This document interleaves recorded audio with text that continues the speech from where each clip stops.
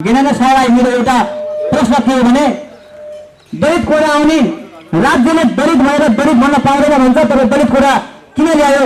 दलित कोडाको ठाउँमा गरिब निवारण कोडा किन ल्याउँदैन? बाहुनको छोरो, बुढाथोकीको छोरो, हरेक छोरो गरिब छ, गरिबको गरिब छ, तर गरिबले मात्रै दलितको विरोध गरेर किन पाउँछ? गरिब निवारण कोडा किन ल्याउन सक्दैन? यसको लागि राष्ट्रिय प्रधानमन्त्रीले के निर्णय के बुझ्नुपर्छ हेर्नु छ। यस सम्बन्धमा गहिरो विचार राखिदिनु हुन प्रधानमन्त्री केन्द्रीय प्रवक्ता ज्ञानेन्द्र शाहलाई म विनम्र गरेर हार्दिक अनुरोध गर्न चाहन्छु। धन्यवाद। 2046 सालदेखि अहिलेसम्म निरन्तर हामी संसदीय व्यवस्थामा छौं। यो संसदीय व्यवस्थाले यो देशलाई कहिल्यै पनि विकास गर्दैन, यो झन् देश विकराल अवस्थामा पुग्छ भन्ने कुरा देखाइसकेको छ। अबको आन्दोलन जनताबाट प्रत्यक्ष निर्वाचित कार्यकारी प्रधानमन्त्रीका लागि हामी लाग्नुपर्छ भनेर म तपाईलाई यहाँ उद्योग गर्न आएँ। माओवादी केन्द्रबाट चाहिँ यस वडाको वडा अध्यक्षबाट हारेको व्यक्ति पनि हो, तर मैले फरक धार भए पनि फरक विचार, सिद्धान्त, नीति र नियम र कानुनलाई चाहिँ अध्ययन गर्ने मान्छे हो र आफ्नो विचार फरक भए पनि सामूहिक रूपमा लडाइँ चाहिँ एउटै हो भन्ने प्रसङ्ग म त्यहाँनिर जोड्छु। ज्ञानेन्द्र शाहीको बारेमा चाहिँ मैले धेरै इन्टरनेटमा चाहिँ धेरै कुराहरू सुनेको छु र प्रत्यक्ष रूपमा मैले आज देख्न पाउँदा नेपालको सन्दर्भमा हुने वर्ग, गरिब वर्ग र धनी वर्ग बीचको दुई धारको शिक्षा प्रणाली मैले गहिरो रूपमा अध्ययन गर्ने अवसर प्राप्त गरेँ। तपाईँ एउटा युवा भएको कारणले गर्दाखेरि नेपालको सन्दर्भमा शिक्षा ऐन र धारा 31 मा शिक्षा सम्बन्धी अधिकार अथवा शिक्षा सम्बन्धी हकमा 5 वटा कुराहरू लेखेको छ। त्यो 5 वटा कुरा अनुसार तपाईँ पार्टीको प्रवक्ताको हिसाबले तपाईको पार्टीको विचारले नेपालमा 2 वटा बच्चाहरू गाउँमा सँगै जन्मिएका हुन्छन्। एउटा बच्चा चाहिँ गरिब परिवार हुन्छ र एउटा बच्चा धनी परिवारको हुन्छ। दुईटा बच्चा मध्येमा हुने खाने परिवारको बच्चाले चाहिँ निजी विद्यालयमा चाहिँ राम्रो शिक्षा लिन्छ, पालन पोषणतिर जान्छ। गरिब परिवारको बच्चाले चाहिँ सरकारी विद्यालयमा जसरी चाहिँ शिक्षा प्राप्त गर्न पाउँदैन। त्यो कमजोरी कसको हो? त्यो कमजोरी गरिब बच्चाको हो कि अथवा गरिब बच्चाको कोखबाट जन्मेको बच्चाको हो कि धनी वर्गको चाहिँ कोखबाट जन्मेको बच्चा हो? जनताले पैसा खाएर भोट हालेपछि भोलि काम भएन भने पनि नभन्नु। तपाईहरुले पैसा खाएर भोट हाल्यो, फ्रीमा थोरै हाल्यो। त्यही भएर जनताले जबसम्म चुनावमा पैसा खाएर भोट हाल्छन् तबसम्म यो देश कहिले पनि परिवर्तन हुँदैन। यो गर्व सत्य कुरा हो। धर्मनिरपेक्ष हुनुपर्छ भन्ने सबैको भनाइ, उच्च नेताहरूको र विद्वानहरूको भनाइ सुन्न आएको हुनाले ठिक छ, धर्मनिरपेक्ष हुनुपर्छ, वेदमय कुरा हो। तर पञ्चतत्त्वलाई जटसूत्रवादहरूले सिद्धान्तमा यो जडै हो भनेर सिद्धान्त बाँधेका छन् र यो जडै हो भने ठिक छ, हजुरको विचार के छ त्यो विचार लिन चाहन्छौँ। यो खर्चिलो व्यवस्थाले यो मुलुक धान्न सकिँदैन। विदेशीसँग ऋण मागेर प्रदेश पालेर काम छैन। प्रदेशलाई खारेज गरौँ, स्थानीय तह सरकार राखौँ, सङ्घको सरकार पनि राखौँ। यो बिचको छोटो हात्ती र यो सेतो हात्ती नपालौँ र यसलाई मिल्काइदिउँ भनेर हामी हिँड्यौँ र यसैलाई कमल टाउको जति उछाल ल्याए पनि खुट्टा सबल भएनन् भने त्यो टाउको उछाल भइरहन्छ र त्यो टाउकोले गति लिएन भने टाउकोले परिकल्पना गरेका कुराहरू, मन मस्तिष्कले गरेका कुराहरू सिद्ध हुन सक्दैन। यसमा हाम्रो राष्ट्रिय प्रजातन्त्र पार्टीले पैतलादेखि शिरसम्म चलायमान गर्ने नीति कसरी अवलम्बन गर्छ। ज्ञानेन्द्र शाही जस्ता मान्छे, राजेन्द्र लिलियन जस्ता मान्छे केन्द्रको पुरै सङ्गठित हिसाब भयो भने हाम्रो जिल्ला हुनसक्छ, जिल्ला भयो भने अनि तलसम्म हाम्रो टोलमा पुग्न सक्छ। एउटाको योगदानले यो सम्भव छैन। आज राष्ट्रिय प्रजातन्त्र पार्टी खडा भएको छ, यो एउटा खुसीको कुरा हो। अर्को, जसले अन्य पार्टीबाट चुनाव लड्नुभयो, जसले साँच्चै यो देशमा भ्रष्टाचार व्यतिथिलाई अन्त्य गर्छु भनेर कुनै पनि पार्टीबाट भएर पनि 1 रुपियाँ पैसा खर्च नगरेर जनताको सामु जानुभयो, उहाँहरूलाई पनि धेरै धेरै धन्यवाद छ। र आउँदो चुनावमा चुनावका लागि मात्र नगरेर चुनाव देश विकासका लागि गर्ने, मुलुकको परिवर्तनका लागि गर्ने जुन सिद्धान्त नेपालमा पटक पटक भन्दै आयो, अब त विश्वास लाग्न पनि छोडिसक्यो। वास्तविकमा विश्वासै लाग्न छोडिसक्यो। अब विश्वासै हुँदैन। अब अहिले कोही नेताले राम्रो काम गर्छु भनेर भने पनि अब विश्वास लाग्दैन। किनभने पहिला एउटा कथा सुनेको थियौँ हामीले बच्चामा, बाघ आयो भनेपछि रे सबै गाउँले पहिला गयो अरे नाटक गराएर आइसके, फेरि बाघ आयो भने फेरि गाउँले गयो नाटक गराएर फेरि गोठालाले एक दिन साँच्चै बाघ आएछ, कप्लाकै खाइदिएछ। गोठालाले भनेर यो मजाक गर्न किन जाने भने साँच्चै बाघ आयो खायो भने हामीले पढेका थियौँ। त्यस्तै आज यदि कोही नेताले साँच्चै काम गर्छु भने पनि अब जनता विश्वास भन्नेवाला छैन।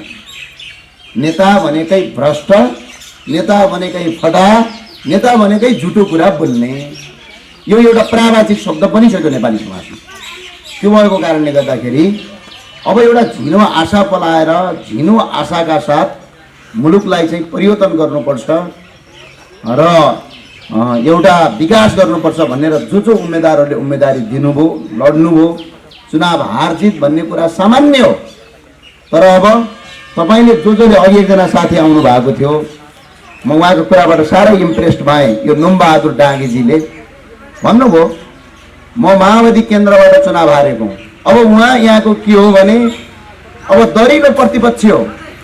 उहाँले अब यहाँ के गर्नुपर्छ भने जो वडा अध्यक्षले चुनाव जित्नु भएको छ उहाँले जनताको हितमा काम गर्नुहुन्छ कि नै भनेर अब पहिला 2टा आँखा थियो, अब 4वटा आँखा भए, पुरा हेरेर बस्नु पर्यो अब जनताको लागि। त्यो काम गर्नु पर्यो।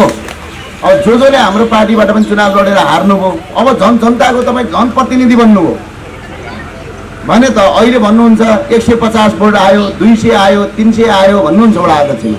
कमसेकम जित्नेले कति मानव उदाहरणका लागि जित्नेले 100 भोट मध्ये 100 भोट जित्नेले ल्यायो, 99 भोट नजित्नेले ल्याएर चुनाव हार्यो।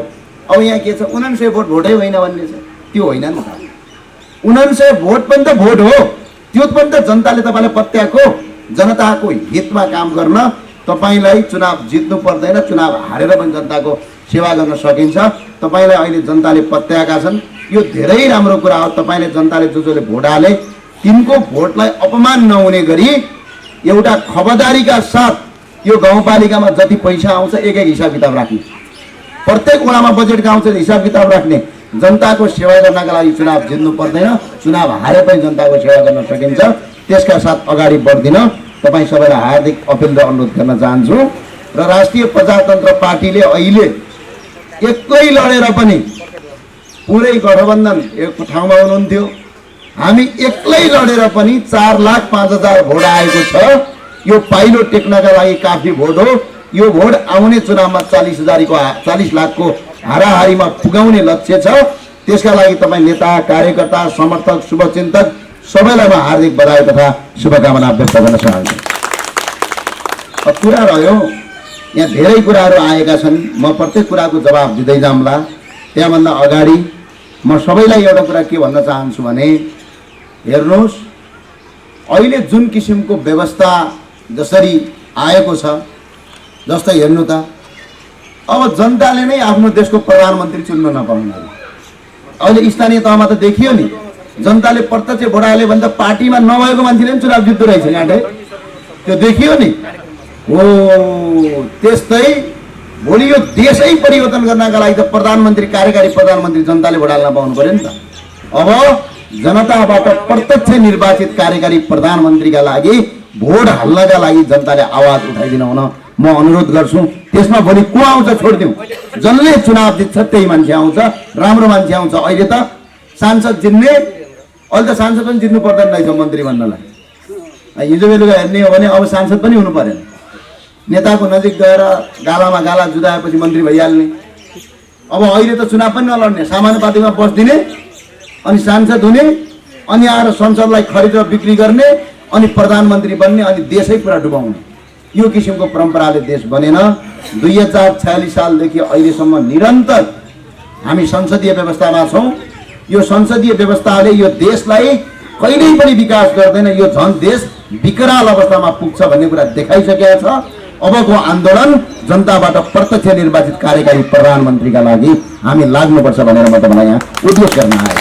यो उत्तम किसिमको गणतन्त्र हो, यो उत्तम किसिमको प्रजातन्त्र भनेको यही हो, किनकि जनताले भोट हाल्न पाएन। अब अर्को कुरा, चुनावमा आत्मबलका साथ लडिदिनु भयो। पुरा अघि एकजना सरले भन्नुभएको थियो हाम्रो यताबाट, हामी टोल टोलबाट गाउँ गाउँमा आज राष्ट्रियताको कुरा उठाएको छ। अहिले पिपलको रुखको तल मुनि बसेको छु, बर पिपल होला सायद, अब यो पिपलको यो रुखको मुनि बस्दाखेरिको शीतलता तपाईँले एसीमा पाउने शीतलता भन्दा राम्रो छ। हाम्रा परापूर्व कालदेखि अहिले हामी के भन्छौँ, पिपलको रुखमा काट्नु हुँदैन भन्छौँ, काट्यो भनेपछि पाप लाग्छ भन्छौँ हामी। अनि पिपललाई पूजा गर्नुपर्छ, यसलाई हुर्काउनुपर्छ भन्छौँ। कहिलेकाहीँ त्यसलाई विज्ञानमा ढाल्नुहोस् त। यो पृथ्वी जगतमा भएका रुखहरूमध्ये ठुलो रुखहरूमध्ये सबभन्दा बढी अक्सिजन दिने तपाईँको पिपलले दिन्छ। पिपलले मान्छेको जीवन हराभरा बनाउँछ। त्यसका लागि पिपललाई हिन्दू धर्मले हिजो के गर्यो, यसलाई पूजा गर्नुपर्छ र भनेर हामीले बचाएको यो धर्म अब विज्ञानमा परिणत गर्न अब आवश्यकता छ। तर आज के भयो, हामीले आफ्नो कर्मलाई बिर्स्यौँ। अब अर्को कुरा, तुलसीलाई हेर्नुहोस् त के भने पहिला पहिला यो रूढिवादी परम्परा, तुलसीका त मठ फुटाल्नुपर्छ भन्दै हिँड्यो। तर आज नासाले प्रमाणित गरिदियो, यत्रो हुन्छ तुलसीको बोट, कति सानो, यति सानो सानो एउटा गमलामा राख्न सकिन्छ। तर त्यो तुलसीले जङ्गलमा भएका बडेमान ठुला 50वटा रुखले दिने अक्सिजन भन्दा बढी तुलसीको गमलामा भएको बोटले अक्सिजन दिन्छ। त्यही भएर घर घरमा तुलसीको पूजा गर्ने परम्परा आफैमा वैज्ञानिक छ। विज्ञान र धर्म जोडेर मात्रै यो देश अगाडि बढ्छ, होइन भने बकमपुसे गफ हो, गफले देश अगाडि बढ्दैन। मैले त्यो कुरा आज यहाँबाट उद्घोष गर्न आएँ। हामी पूर्वीय सभ्यता मान्छौँ। तपाईँहरूलाई सबैलाई आग्रह अनुरोध गर्न चाहन्छु, औषधिको निर्माण भयो। आज तपाईँले क्यान्सरका रोगदेखि लगेर ठुला ठुला औषधिहरू पूर्वीय सभ्यता अनुसार बनाएका छन्। हामीले के गर्छौँ, हाम्रो जुम्लातिर लौटे सल्लो पाउँछ। क्यान्सर कसैलाई भयो भने त्यो लौटे सल्लो निकालेर त्यसको फल खानुपर्छ, त्यसको चोप लगाउनुपर्छ भन्छ। खुट्टा काटियो भने तपाईँको तितेपाती हाल्नुपर्छ भन्छ। तर आज विज्ञानले प्रमाणित गरिदिएको छ। अब यो देश बनाउने हो भने सर्वप्रथम माटो, धर्म, परिधि र जनता सुहाउँदो किसिमको सिद्धान्तले मात्रै मुलुक बन्छ। संसारका कुनै पनि देश आफ्नै देशको सिद्धान्तले बनेका छन्। अहिले इतिहास पल्टाएर हेऱ्यो हुन्छ, विदेशी आयादित बातले चाहिँ संसारका कुनै पनि देश बनेका छैनन्। नेपाल पनि बन्दैन, यो ढुक्क हुनुहोस्। यहाँको जनताको सुहाउँदो सिद्धान्तका साथ हामी अगाडि बढ्यौँ भने मात्रै देश परिवर्तन हुन्छ भन्न म गइरहेको छु। अब म 2-4वटा कुरा यहाँ म क्वेसनको जवाब दिन्छु। अघि मलाई सोध्नु भएको थियो, एकानन्द लामिछाने सरले मलाई सोध्नु भएको थियो, गाईको व्यवस्थापन भएन भन्ने कुरा गर्नुभएको थियो पहिला। तपाईँलाई धेरै धेरै धन्यवाद, तपाईँले क्वेसन राखिदिनु भयो। अब गाईको व्यवस्थापन गर्नका लागि हरेक नगरपालिका र हरेक वडामा बजेट छुट्याइएको हुन्छ। हरेक स्थानीय तहमा पशु र चौपाया भन्ने हुन्छ त्यसको शीर्षक। पशु चौपाया व्यवस्थापनका लागि भनेर पैसा छुटाएको हुन्छ। तर त्यो पैसा पशु व्यवस्थापनलाई, चौपायालाई व्यवस्थापन गर्नुको सट्टा त्यहाँ गएर भ्रष्टाचार गर्छन्। यो गाउँपालिकामा जति पनि तपाईँहरू काङ्ग्रेस, माओवादी, एमाले जुनसुकै पार्टीमा हुनुहोस्, तर यहाँको गाई व्यवस्थापन गर्नका लागि यहाँ अहिले भर्खर गाउँपालिका अध्यक्ष जितेका प्रमुखज्यूलाई फुलको माला सँगसँगै गाई व्यवस्थापनका लागि जो बजेट आएको छ अरे त्यो पैसा कहाँ छ, यसलाई व्यवस्थापन गर्न लागिहालौँ भनेर खबरदारी गर्नुहोस्। र तपाईँले मेहनत गर्नु भने गाई व्यवस्थापन सजिलै यो गाउँपालिकामा गर्न सकिन्छ। यो पैसा गाउँपालिकामा आएको हुन्छ। तपाईँ गाउँपालिकाबाट यसको हिसाब किताब लिनका लागि म हार्दिक अपिल र अनुरोध पनि गर्न चाहन्छु। तपाईँ यदि छैन भने त्यो बजेट राख्न पनि सकिन्छ। तपाईँलाई हार्दिक अपिल गर्छु, एकपटक तपाईँले गाउँपालिकामा गइदिनु होला।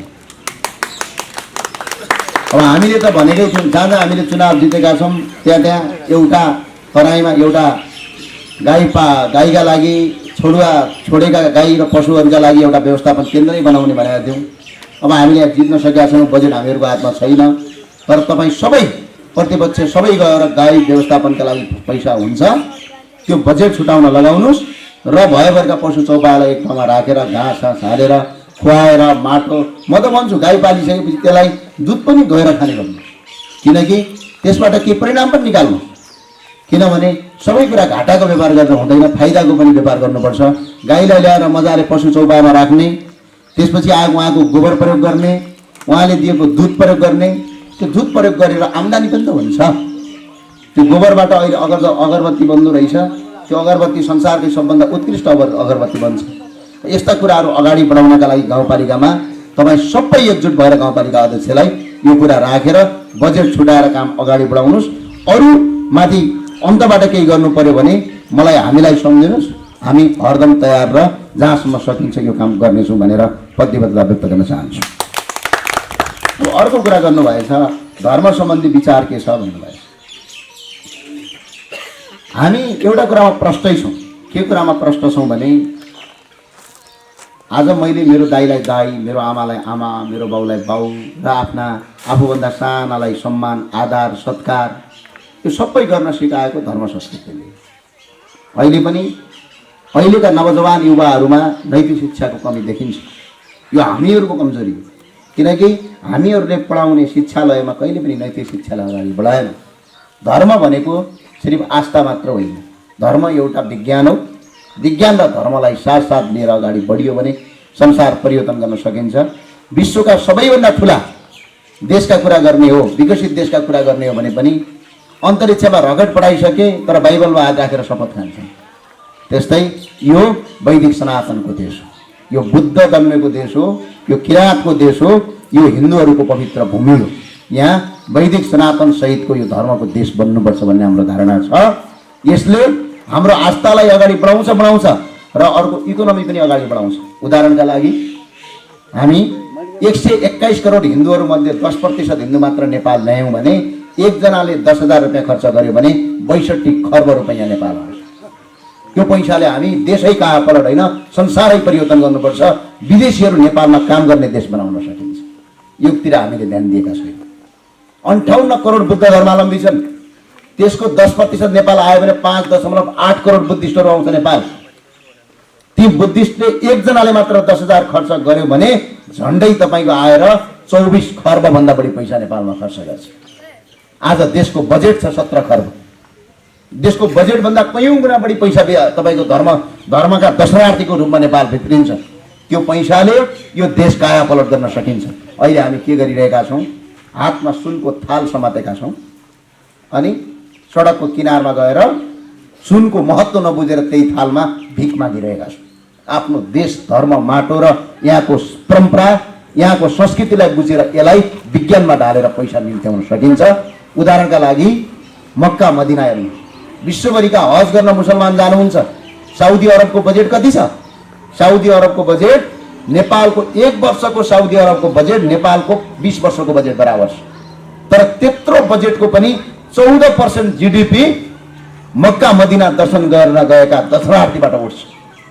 आज इसाईहरूको पवित्र धर्मस्थल तपाईँको जेरुसलमको कुरा गर्नुहोस्, त्यहाँ इजरायलको कुरा गर्नुहोस्। इजरायलको टोटल जिडिपीको 18% भन्दा बढी जिडिपी जिसस क्राइस्टको दर्शन गरेको रकमबाट आउँछ भने यो शिवको आराधना केन्द्र हो, यो भगवान गौतम बुद्धको देश हो, यो वेद व्यासको भूमि हो।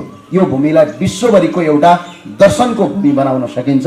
हामी त्यही सिद्धान्तका साथ अगाडि बढिरहेछौँ, त्यसैलाई अगाडि बढाउँछौँ। धर्म आस्था मात्र होइन, एउटा अर्थतन्त्र पनि हो।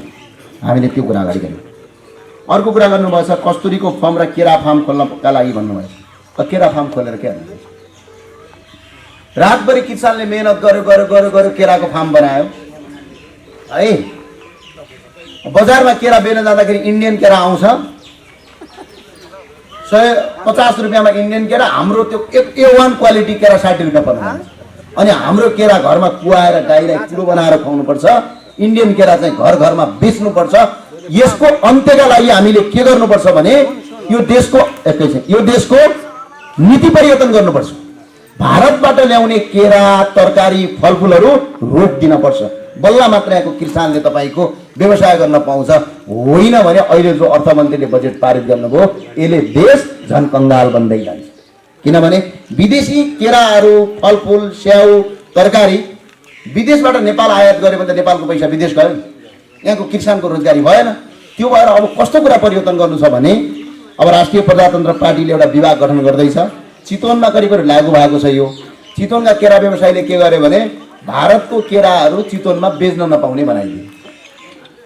त्यो गरेपछि चितवनका केरा व्यवसायीहरू फस्टाए। त्यस्तै दाङमा पनि अर्थात् तपाईँको दाङ या पश्चिमतिर हाम्रो नेपाल सरकारले बोर्डरमा हरियो तरकारी र केरा भारतबाट नल्याउने, ल्याए पनि चर्को कर असुल्ने नेपाली केराहरू, नेपाली तरकारी प्रयोग गर्ने नीति बनाओस्। एकजना किसान भोकै मर्नु पर्दैन। घर घरमा तपाईँको किसानले खेती गरेर पाल्न र जीविकोपार्जन गर्न सकिन्छ।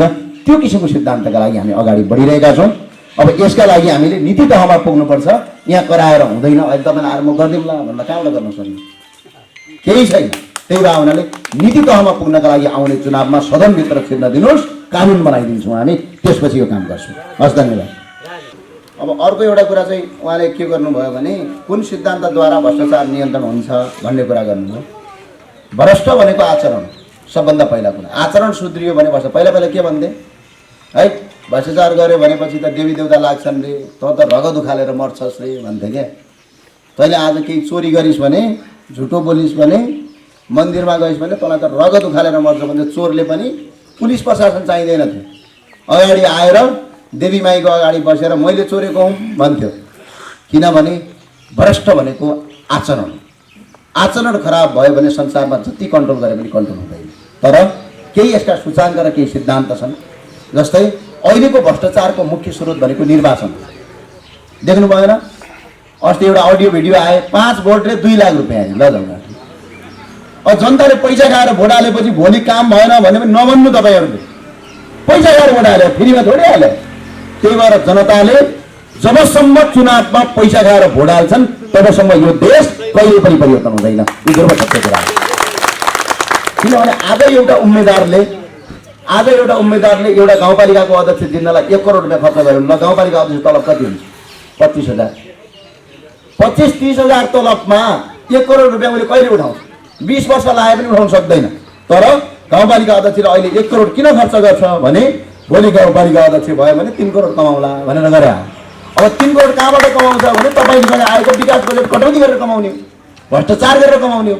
भ्रष्टाचारको सबभन्दा जड सूत्र के हो भने चुनावमा पैसा खाएर भोट नहाल्ने, चुनावमा हावा गफमा भोट नहाल्ने, सही मान्छेलाई सही ठाउँमा 1 रुपियाँ पैसा नखाएर सही नेतृत्व तपाईँले ल्याउनु भयो भने सही नेतृत्वले भ्रष्टाचार गर्दैन। सही नेतृत्वले भ्रष्टाचार गरेन भने कर्मचारीले भ्रष्टाचार गर्ने दिवा सपना पनि देख्दैनन् अनि भ्रष्टाचार नियन्त्रण हुन्छ।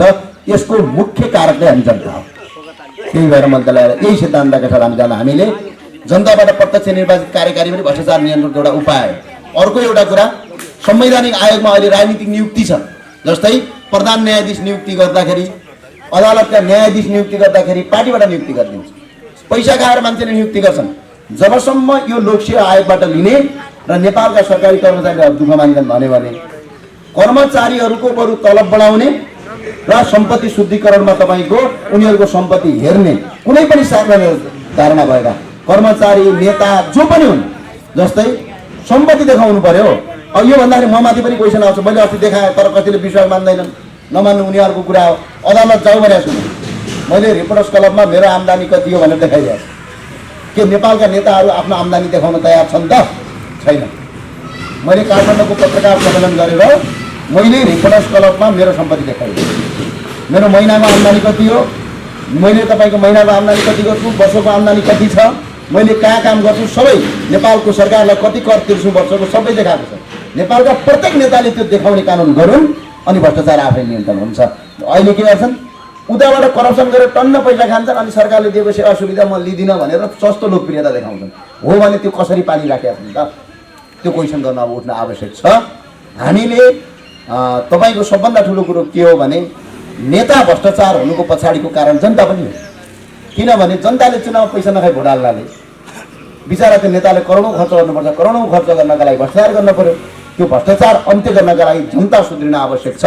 जस्ता सिद्धान्त ल्याए पनि केही पनि काम हुँदैन जबसम्म जनता सुध्रिँदैन। म यही भन्न गएँ। हस्, धन्यवाद। म अब एकानन्द लामिछानेजीको कुरामा सकेँ। त्यसपछि वीरबहादुर विष्ट बबई गाउँपालिकाको पार्टी अध्यक्ष हुनुहुन्छ। उहाँले भन्नुभयो प्राकृतिक विवेकलाई कसरी प्रयोग र व्यवस्थापन गर्न सकिन्छ। प्राकृतिक सिद्धान्तको जुन हाम्रो सिद्धान्त छ, पहिलो कुरा त नेपालवाद नेपालमा स्थापित हुन पर्यो। जस्तै माथि सोलुखुम्बुमा बस्ने मान्छे अहिले पनि, म जुम्लाको मान्छे, जुम्लामा अहिले पनि चिसो छ, म यसरी बस्न सक्दिनँ, अहिले पनि ज्याकेट लाउनुपर्छ। अब जुम्लामा ज्याकेट लगायो भनेर हिजो काठमाडौँबाट आएको बेलुका दाङ बसेको राति गर्मी भएर आइरहन्छ। किन? ओहो काठमाडौँमा त चिसो थियो हजुर, त्यही भएर दाङमा पनि ओहो एउटा बक्खु लगाएर बसौँ न त हजुर भनेर यहाँ बाक्लो ज्याकेट लगायो भने म मर्छु। हो, त्यस्तै सिद्धान्त प्राकृतिक र त्यहाँको माटो सुहाउँदो किसिमको हुनुपर्छ। मैले कसैलाई कथन गरे होइन, तर अहिले जुन सिद्धान्त बोकेर राजनीतिक पार्टी गएका छन्, विशेषतया गरेर कम्युनिस्टको कुरा गरौँ, कम्युनिस्टले अहिले बोक्ने सिद्धान्त 17औं शताब्दीको मार्क्सको सिद्धान्त हो, जुन संसारभरि फैलिएको छ। अनि नेपालमा चाहिँ सफल पार्छ भन्दै हिँडेका छन्, जो कहिले जीवनमा पनि सफल हुँदैन। कम्युनिस्ट नेता अहिले पुँजीवादी नेताभन्दा ठुलो सम्पत्ति कमाउने र भ्रष्टाचारी भइसके, अनि उनीहरू कम्युनिस्ट नै होइन। अनि यो देशको माटो सुहाउँदो सिद्धान्त हुनु पर्यो। यो देशको माटो सुहाउँदो सिद्धान्त अब अहिले नेपाली काङ्ग्रेसले बोकेको सिद्धान्त बेलायतको सिद्धान्त हो, संसदीय व्यवस्था। यो सिद्धान्त कहिले गरी फेल भइसकेको भने हामीले कस्तो सिद्धान्त बोक्न आवश्यक छ भने यहाँको जनतालाई माटो सुहाउँदो सिद्धान्त बोक्न पर्यो। जस्तै नेपालको 81% मान्छे धर्ममा आस्था गर्छन्, हिन्दू धर्ममा, 15% बुद्धिस्टमा आस्था गर्छन्, किराँतमा आस्था गर्छन्, अनि 1% विदेशी धर्म मान्नेले देशै धर्मनिरपेक्षता बनाइदिनाले कति शक्तिशाली भन्नु त? भनेपछि यो देशको जनताको हितमा काम भएन। जनताले के चाहेको छ? जनताले प्रत्यक्ष निर्वाचित प्रधानमन्त्री चाहेको छ, जनताले राज संस्था चाहेको छ। किन चाह्यो भनेपछि शासन गर्ने होइन। अहिले गएर युट्युबमा भिडियो हेर्नुहोस्, म टाढा गइनँ। आज एउटा विदेशी मन्त्री आएर नेपालको प्रधानमन्त्रीलाई उफ्फर गौडी हालेर गएछ। मन्त्री पनि होइन, सहायक मन्त्री। तर हिजो राजा हुँदाखेरि उफ्फर गौडी त टाढाको कुरा छोड्नुहोस्, राष्ट्रपतिले शिर झुकाएर राजाको खुट्टामा ढोक गर्नुपर्थ्यो विदेशीमा, अनि बल्ल नेपालीको इज्जत बस्थ्यो। म टाढा गइनँ, अहिले मात्र युट्युबमा हेर्नु। राजा वीरेन्द्र 50औं गणतन्त्र दिवसको दिनमा भारतमा प्रमुख अतिथि भएर जानुभएको छ। भारतको सरकारले गरेको सत्कार हेर्नुहोस्। राष्ट्रपति र प्रधानमन्त्री ढोकाको गेट खोल्न जान्छन्, तर आज मेरो देशको प्रधानमन्त्री जाँदाखेरि राज्य मन्त्रीले स्वागत गर्दैन। हाम्रो हालत यो भयो। हामी यसका लागि राष्ट्रताको कुरा गरे हौँ। हामीले एउटा अभिभावक, अब राष्ट्रपति त आफ्नो हुँदैन रहेछ। अहिलेको विद्यादेवी भण्डारीज्यूबाट सिकिसकियो नि। राति केपी शर्मा ओलीज्यूले जे गरे भोलिबाट त्यही निर्णय गर्ने। राष्ट्रपति कसैको साझा हुँदैन, राजा सबैको साझा हुन्छ। राजा रापरबाको पनि होइन, राजा काङ्ग्रेसको पनि होइन, राजा माओवादीको पनि होइन। म त भन्छु प्रचण्डको पनि त राजा हुन्। अनि अर्को एउटा कुरा, किनभने राष्ट्रिय एकताका लागि कुनै जात विशेषले नमान्ने, कुनै धर्म विशेषले नमान्ने, राष्ट्रिय एकताका लागि राष्ट्रपतिका ठाउँमा भने हो। के फरक पर्छ? विद्यादेवी भण्डारी राष्ट्रपति हुनु र राजा तपाईँको राष्ट्रपति ठाउँमा हुनु केही फरक पर्दैन। उहाँ पनि नेपालको नागरिक हो, उहाँ पनि नेपालको नागरिक हो। र अर्को एउटा कुरा के छ भने विद्या भण्डारी अहिलेको राष्ट्रपतिबाट जुन काम हुँदैन, राजाबाट त्यो काम हुन्छ।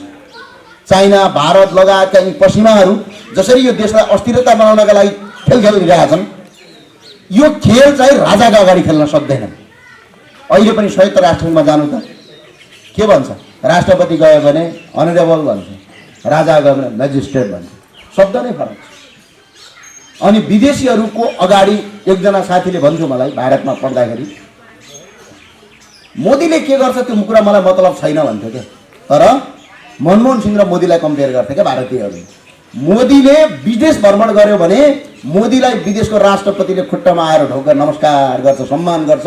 त्यसले 150 करोड भारतीयको छाती फुल्छ भन्थ्यो क्या। तर हो, उहाँहरू एउटा सम्मान हामीलाई चाहियो यो देशमा। आज विदेश गएका नागरिकलाई सोध्नुहोस्, नेपाली हो भन्ने बित्तिकै के गर्छन्? कि त भाडा माग्ने भनेर सोध्छन्, कि त घरमा काम गर्ने भनेर सोध्छन्। नेपालीको कुनै महत्त्व छैन। नेपाल पन नै हराएको छ। त्यो पन र राष्ट्रिय एकताका लागि तपाईँको टपमा राजा हुने। राजा एउटा पनि एउटै पाल्न पर्यो, उसले शासन गर्न परेन। राष्ट्रपति भन्दा प्रत्येक 5 वर्षमा त नयाँ पाल्न पर्यो त हजुर। अब 5 वर्ष यो गयो, अर्को राष्ट्रपति, त्यसपछि अर्को, त्यसपछि अर्को। अब काम केही गर्ने होइन, चुप लाएरै बस्ने हो। अनि दल विशेषले राष्ट्रपति बनिदिन्छ। अस्ति हेर्नुहोस् त, राष्ट्रपतिले कति अर्को काम गर्नुभयो। मैले होइन, जनताले भनेको छ नि। प्रधानमन्त्री केपी शर्मा ओलीको प्रचण्डले राजीनामा माग्नुभयो। उहाँहरूको निजी काम हो त्यो, उहाँहरूको व्यक्तिगत संविधानसँग ठिक होला। तर राष्ट्रपतिले प्रत्यक्ष असर पार्नु भनेको त, राष्ट्रपति त प्रचण्डजीको पनि राष्ट्रपति हो, केपी शर्मा ओलीजीको पनि राष्ट्रपति हो। उहाँ त काङ्ग्रेस एमाले कुनै दलको होइन नि, सबैको साझा हो नि। तर त्यो देखिएन नि, किनभने त्यहाँ दल विशेष देखियो। राष्ट्र प्रमुख भनेको सबैको साझा हुनुपर्छ। साझा हुनका लागि राजा हुनुपर्छ भनेर हामी यसरी सडकमा आएको। किनभने अरूबाट सम्भव छैन। हामीले यो भन्दाखेरि पुरातन सोच भन्छन्, के भन्छन् थाहा छ? कति क्रान्तिकारी कुरा गर्छन् फेरि साथीहरूले। म क्रान्तिकारी कुरा गर्ने साथीहरूलाई बेलायत जान अनुरोध गर्छु। बेलायतभन्दा विकसित नेपाल होला र हजुर? बेलायतमा राजा छ, जापानमा राजा छ, स्पेनमा राजा छ। हुँदा साउदी अरबमा हामी गएर काम गर्छौँ, यहाँ ठुला ठुला गणतन्त्रका कुरा गर्छौँ।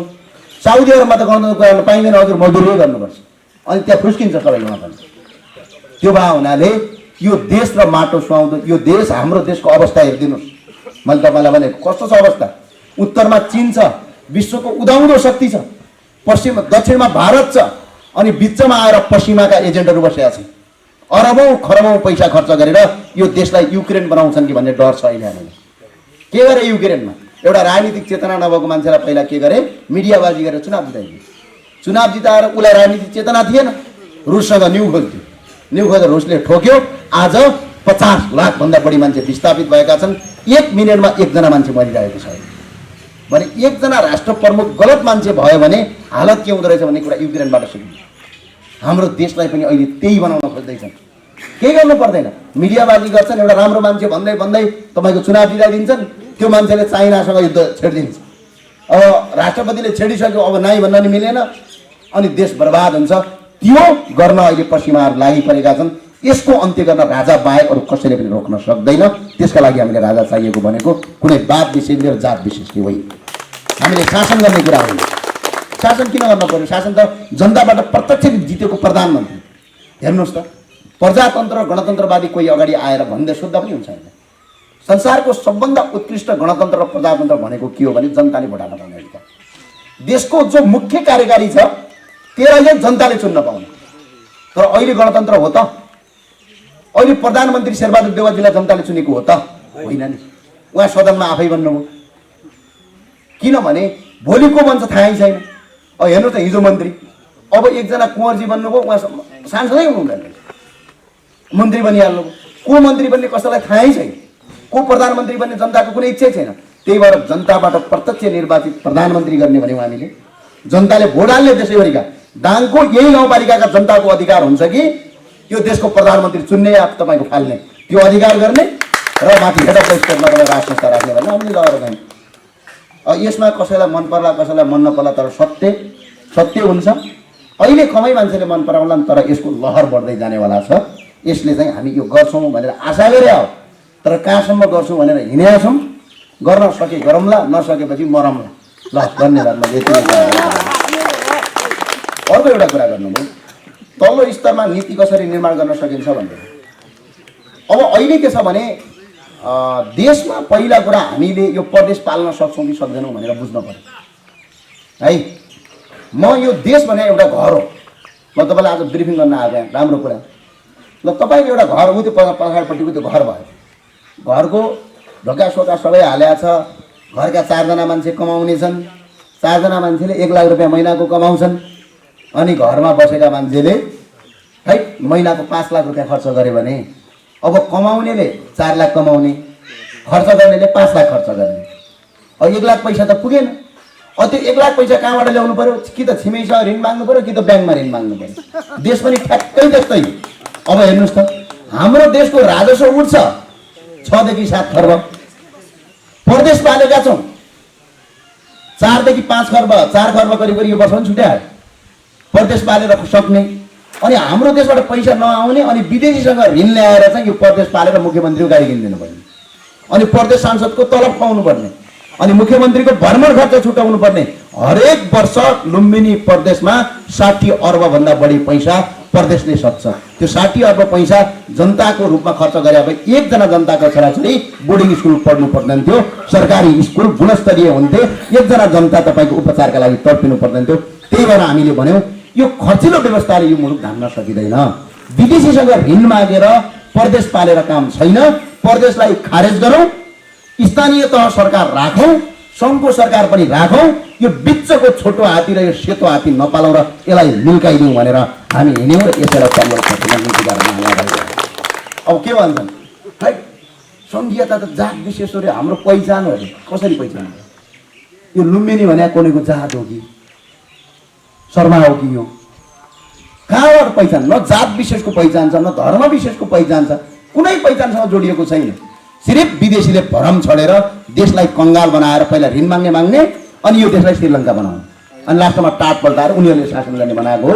त्यही भएर यसको खारेजका लागि सबै जनता तयार हुनुहोस् भनेर मैले तपाईँलाई भन्न पनि आएको।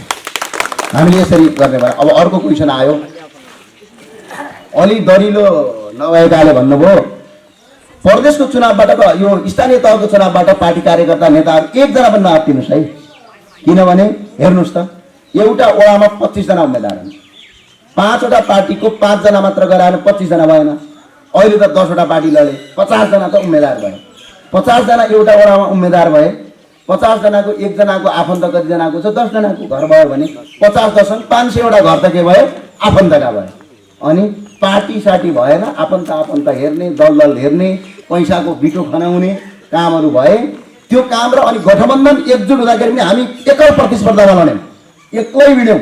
एक्लै भिडेर पनि यो देशमा हामीले अघिल्लो पटक पार्टीले 3% भोट घटाएको थिएन, यसपटक 4% भोट ल्याएको छ। यो विजयको सुरुवात भएको छ। दाङको कुरा त के गरौँ, अत्याधिक खुसी छु म। दाङ जिल्लामा त एउटा तपाईँको इतिहास बनेको छ। हिजो 400 500 1100 भोट पाएको ठाउँमा अहिले 5300 भोट आएको छ गोराइमा। यो हाम्रा लागि गौरवको कुरा हो, किनभने बढेको छ, घटेको छैन। हामीले जितेनौँ होला, आफ्नो ठाउँमा छ, तर चुनाव बढेको छ। समग्र दाङ जिल्लामा भन्ने हो भने 10 देखि 12,000 भोट आयो भन्ने छ हाम्रो स्थानीय तहमा। यो भोट सङ्घमा जाँदाखेरि 1 लाख भन्दा बढी पुग्छ। र हरेक जनताले अहिले के भन्नुभएको छ भने स्थानीय तहमा हाम्रा काका भतिजा उठेका छन्, जुनसुकै पार्टीबाट हामी तिनीलाई भोट हाल्छौँ। अनि अर्को स्थानीय तहमा स्थानीय उम्मेदवारका आधारमा भोट हाल्ने हो, केन्द्रीय राजनीतिको केन्द्रीय नेतृत्व उनका नीतिमा भोट हाल्ने होइन। भोलि ज्ञानेन्द्र साई र राजेन्द्र लिङ्गदेन तपाईँका काम गर्न आउने होइन। यहीँको स्थानीयले काम गर्ने हो। जो स्थानीय राम्रो छ उसलाई भोट हाल्छन्, पार्टीको सिद्धान्तले काम गर्दैन। तर सङ्घमा पार्टीको सिद्धान्तले काम गर्छ र सङ्घमा हाम्रो भोट 3 गुणा होइन 50 गुणाले बढ्नेछ दाङमा। यसका लागि तपाईँहरू ढुक्क हुनुहोस्, यसमा केही अप्ठ्यारो नमान्नु होला। अब नुपबहादुर डाँगीजीलाई धेरै धेरै धन्यवाद। उहाँ माओवादी केन्द्रबाट कति राम्रो क्वेसन गर्नुभयो। गरिब वर्ग र धनी वर्ग बिचको शिक्षामा विभेद कसरी अन्त्य गर्ने भन्नुभयो, बडा राम्रो क्वेसन गर्नुभयो तपाईँ फेरि पनि धन्यवाद छ। अब यो गरिब वर्ग र धनी वर्गको शिक्षा अहिले नेपालमा अब शिक्षा पनि संसारमै नभएको 2 प्रकारको शिक्षा छ। धनीका छोराछोरी भयो भने टक्क बोर्डिङ जाने, टाई सुट लाउने, गरिबका छोराछोरी भएर त्यो हरियो ड्रेस लाए पनि समाजले खिस्सी गर्ने, समाजमै उत्पीडित भइरहेछ। अब यसको अन्त्य गर्नका लागि के गर्नुपर्छ भने बोर्डिङ स्कुल बन्द गरेर त काम छैन, सरकारी स्कुल सुधार्न पर्यो। सरकारी स्कुलमा यस्तो नीति बनाउन पर्यो, कुनै पनि शिक्षकले राजनीति गर्छ भने त्यसको जागिर सहित गर्न पर्यो। सरकारी स्कुलमा आएको बजेट ताराले सिकाइ गर्न पर्यो। अनि यसरी सरकारी स्कुलमा जुन जुन बोर्डिङमा पढाइ हुन्छ त्यो सारा र अर्को नुपबहादुर डाँगीजी तपाईँ त एउटा प्रतिनिधि पनि उड्नु भएको रहेछ र शिक्षक पनि हुँदो रहेछ, मलाई खुसी लाग्यो। अब यहाँ यो गाउँपालिकामा र यो ओडामा कतिवटा स्कुल छन् पत्ता लगाउनुहोस्। रापरपाका साथीहरूले पनि उहाँलाई सहयोग गर्नुहोस्, पत्ता लगाउनुहोस्। त्यो स्कुलमा कति दिन शिक्षक जान्छ त्यो पनि पत्ता लगाउनु। शिक्षा ऐन अन्तर्गत बसेर तपाईँ निवेदन हाल्नुहोस्, कारवाही गर्ने हामीहरूको जिम्मा भयो। मुद्दा लडेर पनि यी टिचरहरूको जागिर खाइदिनुपर्छ। किनभने कस्तोसम्म थाहा छ, सरकारी स्कुल पढाउने अनि आफूले पढाएको विश्वास हुँदैन अनि आफ्नो छोरालाई बोर्डिङमा पढाउने क्या, यस्तो पनि परम्परा छ भने यो देशमा। अनि जति पनि यहाँको तपाईँको सरकारी स्कुलमा तपाईँको टिचरहरू पढाउँछन् तिनका छोराछोरी त्यही स्कुलमा पढाउने कानुन बनाएको छ। नेपाल सरकारले कानुन बनाएको छ, लागू गरेको छौँ, त्यही पढाउने गर्ने होइन भने जागिरबाट अन्त्य गर्नका लागि अहिले शिक्षा ऐन 2000 संशोधन भएको छ। शिक्षा ऐनले कारवाही गर्छ र हरेक त्यहाँका उम्मेदवारहरूलाई एक फेरि सरकारी स्कुल चेक गरिदिनु। हेर्नुहोस् त, सरकारी कहिलेकाहीँ त्यो आउँछ क्या, सरकारी स्कुल थोत्रो, सरकारी अस्पताल थोत्रो, अनि सरकारी कर्मचारीको घर चाहिँ चिलिक्क परेको हुन्छ। जान्छ तपाईँले, यो अचम्मको कुरा छ यो देशमा। एक फेरि सरकारी स्कुलमा चेक गर्ने, एक फेरि हामीले पहिला चेक गरेका थियौँ, अब पनि चेक गर्ने। रापरबाट सबैलाई सहयोग गरेर एउटा टिम बनाउनुहोस्, प्रत्येक सरकारी स्कुल चेक गर्नुहोस्, टोइलेट सफा गरेर छ कि छैन। यहाँको टोइलेट सफा गर्ने तपाईँ कार्यालय सहयोग त हाकिमभन्दा ठुलो हुन्छन् सरकारीहरू, भनेकै मान्दैनन्, भनेको मान्दैनन्, काम गर्दैन भने कारवाहीका लागि सिफारिस गर्नुहोस्। कारवाही कहाँ गर्नुपर्ने तपाईँको साथमा उभिएर कारवाही गर्नका लागि हामी हरदम तयार छौँ। यो देशमा धनी र गरिब बिचको विभेद र शिक्षा नीति अन्त्य गरेर जबसम्म यो देशमा पैसावालाले पढ्न पाउने र गरिबहरूले जबसम्म सरकारी स्कुलको स्तर उन्नति खस्टिन्छ तबसम्म यो अन्त्य हुँदैन। म भारतमा अरविन्द केजरीवालको एउटा उदाहरण दिन्छु। भारतको दिल्लीमा डिपिएस भन्ने स्कुल थिए, हाम्रो सेन्ट जेभियर जस्तै लाइन लागेर पनि पैसा तिरेर पनि लाइन लागेर भित्र गएर पढ्न आउनुपर्ने। भारतमा अरविन्द केजरीवालको सरकारले 5 वर्षमा अरू केही काम गरेन, एउटा काम गर्ने के शिक्षा मन्त्रालयले जानुको सट्टा स्कुलमा जाने। 5 वर्षमा यस्तो परिवर्तन गरिदिनु भयो कि डिपिएस स्कुलमा लाइन गरेर जान्छ र डिपिएस स्कुलमा नाम निक्लेको मान्छे आएर सरकारीमा पढ्न सुरु गर्छ। सरकारी स्कुललाई सुधारौँ, पैसा आएको छ, बजेट आएको छ, यसलाई चेक गरौँ। त्यहाँ स्कुलमा जो जो तपाईँको राजनीतिक पार्टीमा झोला बोकेर हिँड्छ त्यसलाई कारवाही गरेर तपाईँको नयाँ शिक्षक राख्ने प्रबन्ध अगाडि बढाउँ। तपाईँले खबरदारी गर्नुहोस्, यसका साथ अगाडि बढ्न सकिन्छ। यहाँको गाउँपालिका अध्यक्षले कारवाही गरिदिन भनेर लाग्दैन। त्यसमा शिक्षा ऐन लागू हुन्छ।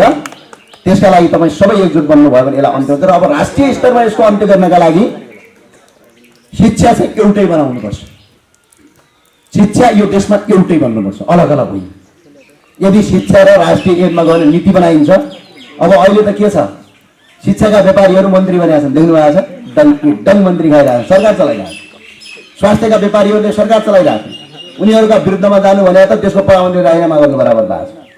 हो यस्ता माफियाको पत्ता लगाएर यिनी, म त शिक्षामा व्यापार गर्ने मान्छे दोषी देख्दिनँ क्या। दोषी को देख्छु भने सरकारी स्कुलमा पढाएर सरकारी स्कुललाई धराशयी बनाउने मान्छे दोषी हो।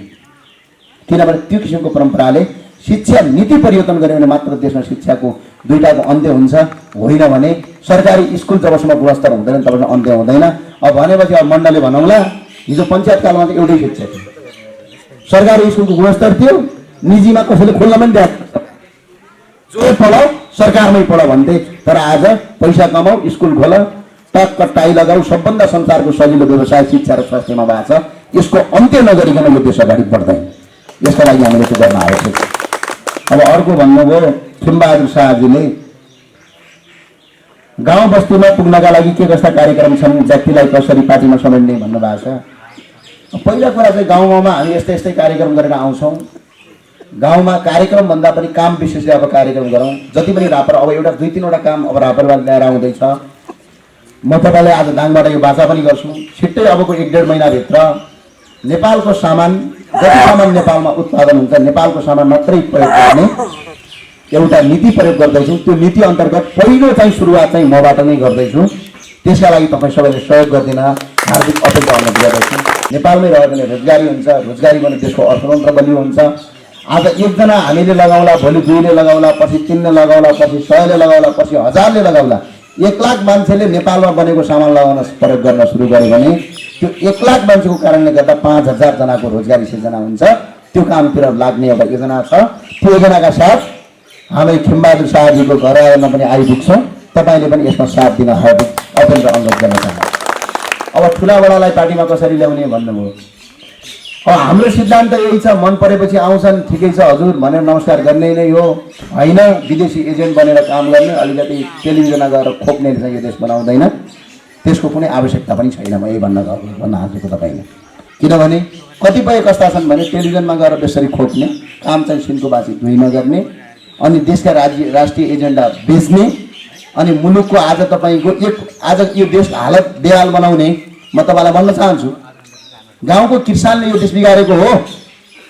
किसानले त उत्पादन गरेर पेट पाल्छ। हजुर पढे लेखेका हौँ भन्ने, चिल्ला चिल्ला गाडीमा हिँड्ने, ठुलो ठुलो कुरा गर्ने, अनि त्यही टेलिभिजनमा गएर घोक्रो मजाले ठुलै बडो मानौँ भनेर बोल्नेले नै यो देश बिगारे हो। देश गाउँको किसानले होइन कि पढे लेखेका हौँ भन्नेहरूले देश बिगारे हो। तिनीहरूबाट तपाईँले त्यो धेरै विश्वास नगर्दा पनि हुन्छ भनेर म तपाईँलाई हार्दिक अपेल र अनुरोध गर्न चाहन्छु। उनीहरू सुध्रिन अब आवश्यक छ। यो देशमा सुध्रिनु भन्ने काम छैन। अर्को हरिगिरीले बडा कुरा, दलित कोटा र गरिब कोटा। दलित कोटा आउँछ, गरिब कोटा किन आउँदैन भन्नुभयो। राष्ट्रिय प्रजातन्त्र पार्टीले हाम्रो मुख्य एजेन्डा के छ, अब आरक्षण जातका आधारमा होइन, आरक्षण वर्गका आधारमा गर्ने। वर्ग धनी र गरिब बिचको वर्ग। आज गरिब पनि दलित छन्, गरिब पनि तपाईँको बाहुन छन्, छेत्री छन्, ठकुरी छन्, सबै गरिब छन्। अबको कोटा गरिब जातका आधारमा होइन कि वर्गका आधारमा गरौँ। यो राष्ट्रिय प्रजातन्त्र पार्टीको मुख्य एजेन्डा हो। एकपल्ट तपाईँले सदनमा पुर्याउनु भयो भने हामी यसलाई नीति बनाएर लागू गरिदिन्छौँ। यो भयो भने के हुन्छ भने धनी गरिब कुनै जात विशेषले बनाइन्छ, सबैका लागि। अहिले हेर्नु त, जातीय कोटाबाट गएको गरी हाम्रो विनोद चौधरी, लजौ घाट, उमेश श्रेष्ठ, अघि देख्नु भएन, नेपाली काङ्ग्रेसको केन्द्रीय सदस्य हुँदाखेरि जातीय कोटामा जानुभयो उहाँ। नेपालको सबभन्दा ठुला अरबपतिहरू जातीय कोटा प्रयोग गरिरहेका छन्, अनि गरिब मान्छेहरू भोक भोकै मरिराखेका छन्। अबको सिद्धान्त भनेको जातका आधारमा होइन कि वर्गका आधारमा गरौँ। धनी र गरिब बिचको खाडल ठुलो छ। खाडल पूर्णको लागि गरिबलाई अगाडि बढाउने, धनीलाई केही रूपमा तपाईँको आरक्षण गरिबलाई दिने काम गरौँ। यसरी अगाडि बढ्यो भने काम होला। अब तपाईँसँग छलफल गर्न पाइयो, धेरै कुरा गर्न बाँकी नै थियो। कतिलाई चित्त बुझ्यो होला, सम्भवतः लाग्छ 50% दाजुभाइलाई चित्त बुझ्यो होला, कतिलाई बुझेन होला। अब फेरि पनि आउने बाचा गर्दै तपाईँले जसले सुन्नुभयो, बस्नुभयो, धेरै धेरै धन्यवाद। अब मुलुक रूपान्तरण गर्ने भनेको नेपाल बातले हो, विदेशी बातले होइन। हस्, जय राष्ट्रवाद।